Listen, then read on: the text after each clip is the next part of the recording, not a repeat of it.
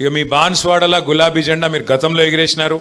గతంలో అక్కడ ఒక పెద్ద ఆయనని గెలిపించినారు. ఇక ఆయన పేరు మీకు తెలుసు, అన్నీ తెలుసు, నేను చెప్పాల్సిన అవసరం లేదు.